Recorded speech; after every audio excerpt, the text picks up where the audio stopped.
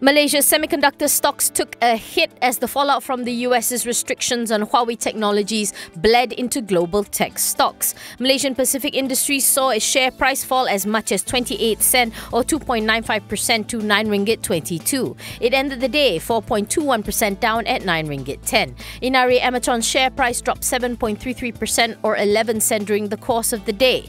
The counter closed 6.67% lower at 1 ringgit 40 cent.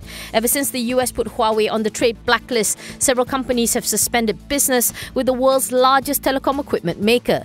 Taking a cue from global tech markets, Bursa's technology index likewise dropped by 2.34% during the day, the largest decliner by percentage among Bursa indices.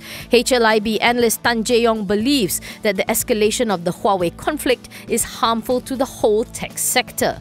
Meanwhile, TA Securities analyst Wilson Liu lowered his target price on both companies given the increasingly negative sentiment.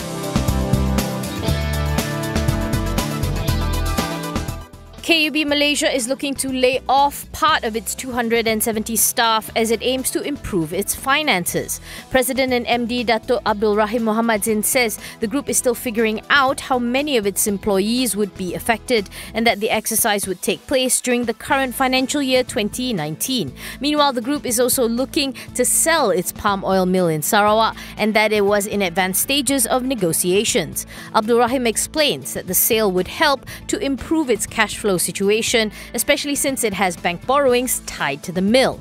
KUB is also looking to dispose of some of its non-core properties, but the prices are challenging to sell at.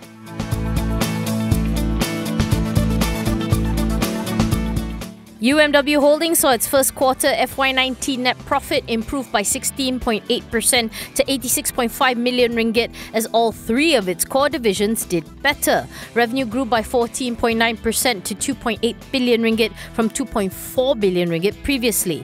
Both UMW's automotive and equipment segment benefited from better sales during the quarter. Its manufacturing and engineering segment also saw robust revenue growth on the back of ramping up fan cases delivery to Rolls-Royce. UMW's president and group CEO Badrul Faisal Abdul Rahim says the group has begun to reap the benefits of some of its key initiatives this year. He adds that UMW will continue to strengthen its presence in the automotive market, helped by its new assembly plant. Going forward, while UMW admits that the business environment will remain challenging, the group is well positioned to continue to deliver good results. The introduction of fresh new models and lower borrowing costs should help to bolster its automotive division, while the revival of mega projects would prove positive for its equipment business.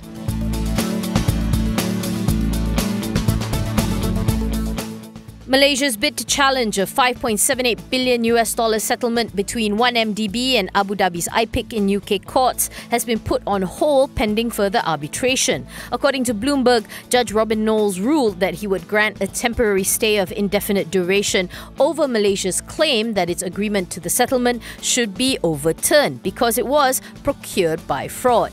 The agreement was made during Datuk Seri Najib Razak's tenure as Prime Minister before his ouster last year. The stay will allow a second round of arbitration brought by IPIC and its unit Aba Investments against 1MDB to go ahead.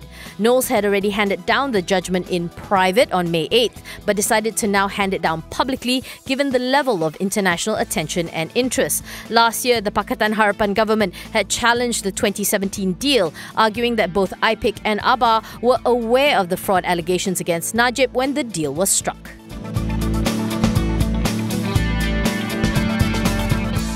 RAM Rating Services says the rise of mobile payments in Malaysia is not considered a material threat to Malaysian banks.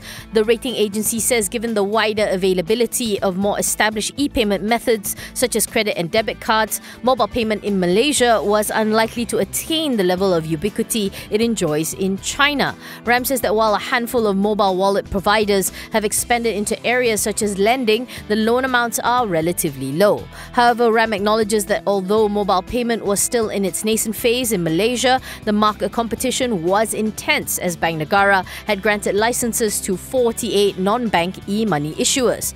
The rating agency notes that only a handful of players really dominate the field and that almost all were owned or backed by high-profile businesses. As such, RAM says that industry consolidation was very likely.